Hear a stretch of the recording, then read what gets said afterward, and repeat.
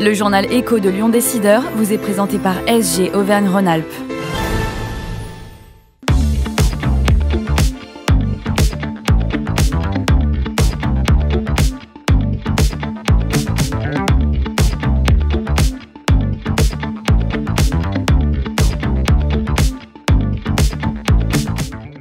Bonjour et bienvenue dans le journal Écho de Lyon Décideur. Le tourisme d'affaires a battu de nouveaux records à Lyon en 2023. Les 4 sites événementiels lyonnais de GL Events affichent une progression de plus 30% par rapport à la dernière année comparable avant Covid. On en parle aujourd'hui avec notre invitée Anne-Marie Besner, présidente des sites lyonnais de GL Events. Bonjour. Bonjour. Merci d'avoir accepté notre invitation. Alors 2023 a donc été un excellent millésime pour le tourisme d'affaires dans la métropole lyonnaise. Les années Covid n'ont pas laissé de traces.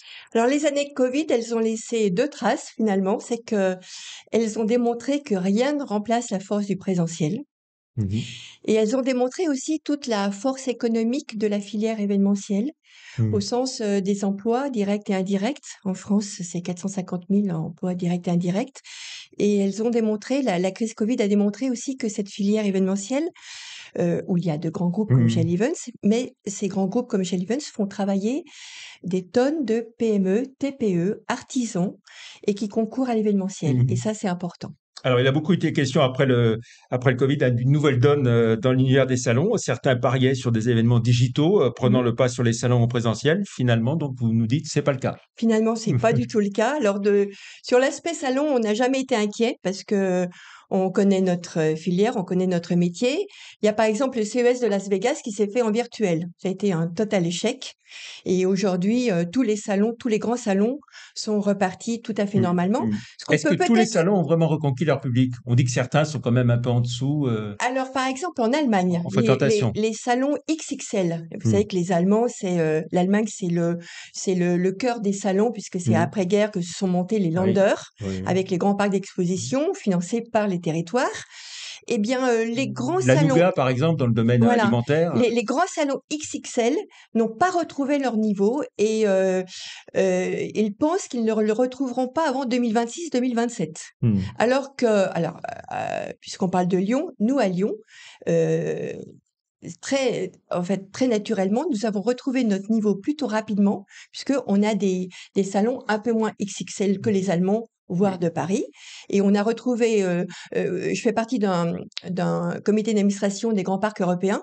Et avec Madrid et Lyon, on a été les premiers à repartir. Alors, dans le détail à Lyon, les 4 sites de GL Events, c'est 95 millions d'euros de chiffre d'affaires. Comment ça se répartit entre Eurexpo, donc le centre des congrès, la sucrière et puis le Matmut Stadium? Alors, on va dire qu'il y a les deux gros porteurs que sont Eurexpo et le centre de congrès, et puis les sites complémentaires que représentent la sucrière et l'espace événementiel du Matmut Stadium. Eurexpo, lui tout seul, C'est aux environs de 55 millions d'euros de chiffre d'affaires. Grosse progression, à la fois des salons et des congrès, donc. Alors, progression des salons et des congrès, la preuve en est, c'est que quand on fait un classement combiné entre le classement ICA des classements des grandes destinations de congrès dans le monde entier et quand on fait le classement combiné avec les grands parcs européens de plus de 100 000 m², eh bien Lyon apparaît en Europe, en tout cas dans le top 10 des grandes destinations de tourisme d'affaires, avec devant lui Paris, Barcelone, Milan. Donc, on est très, très fiers d'avoir cette position parce que je dirais que finalement... Et Lyon a gagné des places. Alors, Lyon a gagné des places. Dernièrement, là, ça fait quelques jours, est sorti le classement des grandes villes mondiales de congrès. Et Lyon, arrive à la 30e place, qui progresse déjà par rapport à 2023. Mais ce qui est plus intéressant encore à remarquer, c'est qu'en 2017, Lyon était à la 58e place. Donc, vous voyez déjà la progression que nous avons fait tous ensemble, puisque nous en reparlerons, j'espère. C'est un travail dans le collectif. Alors, un congressiste ou un exposant, ça génère quelle activité par journée Alors, il y a des ratios qui sont selon que c'est des salons ou congrès régionaux, etc. Mais ça peut aller de 150 à 500 euros par jour entre la nuitée, les restaurateurs, les taxis. Je crois que, par exemple, nos amis taxis savent très bien quand il y a des salons à Lyon et nos amis restaurateurs également. des grands salons professionnels, ça, ils apprécient beaucoup. Voilà. Et puis, il y a eu, donc, de 2023, des nouveaux salons, de grands congrès internationaux, Oui, des si on dresse le nouveaux. bilan. Alors, on a eu un très très beau congrès de la géochimie qui a fait presque 5000 personnes sur le centre de congrès. Et puis sur Eurexpo, eh bien, on a eu une année salon record avec tous nos grands salons que vous connaissez, CIRA, Global Industries, Solutrans, les grands salons professionnels. Et j'espère ne pas en oublier trop. Et puis les grands salons grand public, bien sûr Equita, bien sûr le salon de la moto, bien sûr Equipoto, et vous le savez aussi, le salon automobile de Lyon, qui a été un vrai succès. Quelle est la part pour des 2023. visiteurs hors Lyon, hors région, globalement? En gros, en fait, la part des visiteurs internationaux est environ de 15%. Il faut savoir que le salon le plus international d'Eurexpo, c'est le salon de la piscine. C'est le premier salon mondial de la piscine. Alors, il a lieu en année paire, ça nous réjouit. Il aura lieu cette année. Il s'annonce comme une édition record. Alors, certains ont parfois plaidé pour un tourisme de proximité, de préférence un tourisme d'affaires plus national et international. Les chiffres montrent, là encore, que la vraie locomotive, c'est le tourisme d'affaires dans son ensemble. Alors, le tourisme d'affaires, c'est porteur d'emplois, de retombées économiques et de liens sociaux.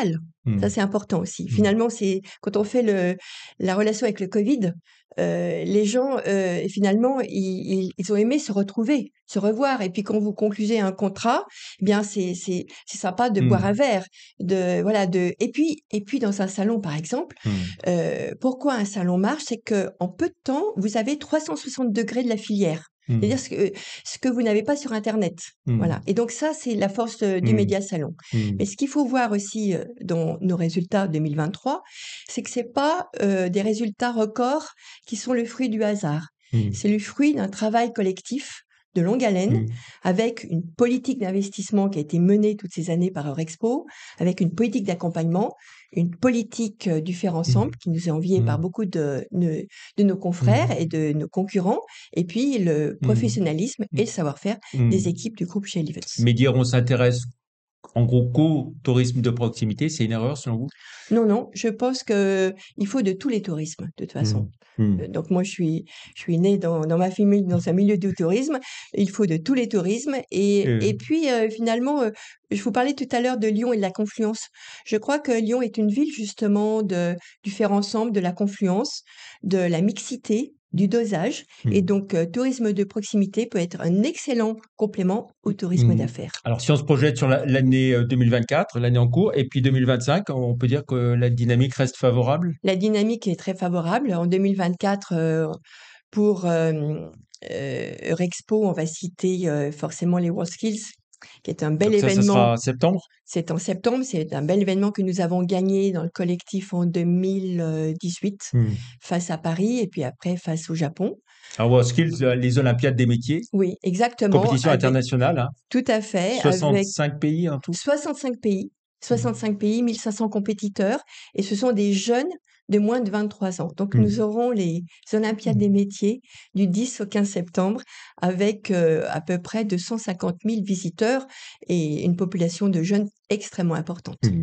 Et puis, 6 nouveaux salons 6 nouveaux salons, à la fois au Palais des Congrès, à la fois à Eurexpo, à la fois à la Sucrière.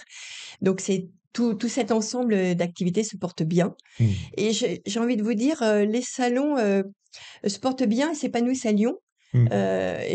Presque Lyon est porte-bonheur des salons, puisque les 2 seuls salons qui étaient importants à Lyon et qui sont partis à Paris, ça n'aura pas réussi.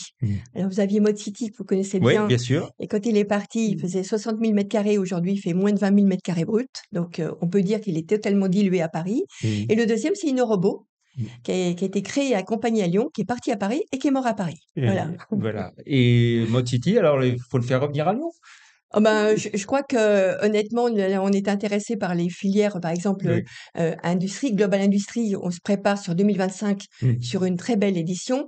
Et quand on revient toujours à la filière salon, vous voyez, par exemple, on peut dire qu'aujourd'hui, l'industrie a son usine avec Global Industries. Là, c'est vraiment les événements forts, médiatiques, et qui reconnaissent toute la filière et qui fédèrent toute la filière. Et puis, vous avez repris le salon du randonneur Le salon du randonneur que nous avons effectivement repris à la famille Ponce, que je salue ici parce qu'ils ont fait un excellent travail.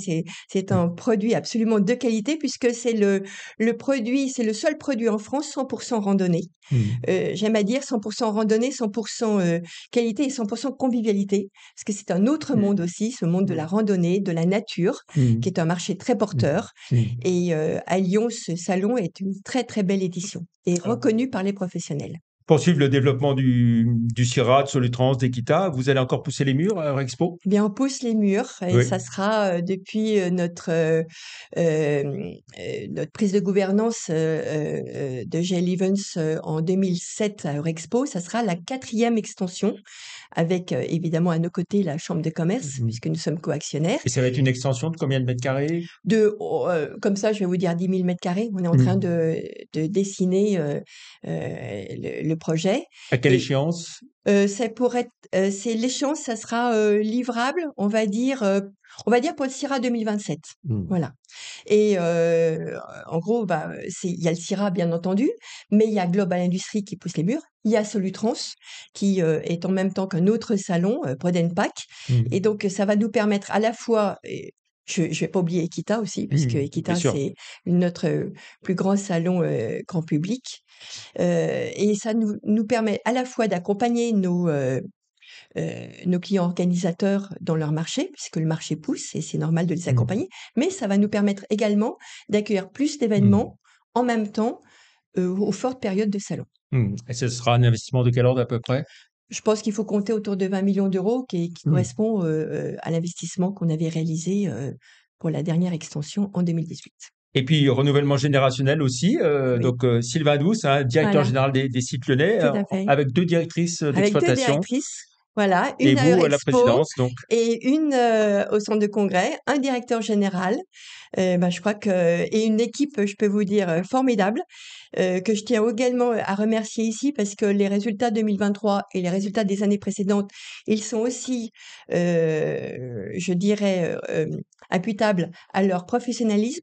Et également, je voudrais saluer le professionnalisme des prestataires qui travaillent pour nous, des intérimaires, des intermittents et toute cette population qui travaille pour l'événementiel. Et donc voilà. Et donc vous avez raison. C'est une transmission qu'on est en train d'opérer. Et je crois que c'est très bien puisqu'on l'opère en douceur et avec de la compétence et ce qui est important pour le futur. Un mot sur les Jeux Olympiques 2024 dans lesquels GL Events est fortement impliqué. Est-ce que vous regrettez que la flamme olympique ne passe pas par Lyon? Oui, je le regrette, à titre personnel. Je m'exprime à titre personnel. C'est vrai que ça fait quelques jours, j'étais à Porquerolles en vacances. Et je dois dire que quand j'ai vu sur la plage de l'Almanach et puis à Marseille tout ce qui se passait, je le regrette. Bon, nous aurons quand même les WorldSkills, donc ça sera déjà très bien et on va défendre donc pendant les WorldSkills les valeurs de l'olympisme. Voilà, et tout sera bien prêt, même s'il y a un chantier qui a pu être arrêté à Versailles à un moment donné. Tout sera bien prêt. Merci beaucoup Anne-Marie Besner d'être venue sur le plateau de Lyon Décideur. Bonne fin de semaine et à vendredi prochain. Merci, au revoir.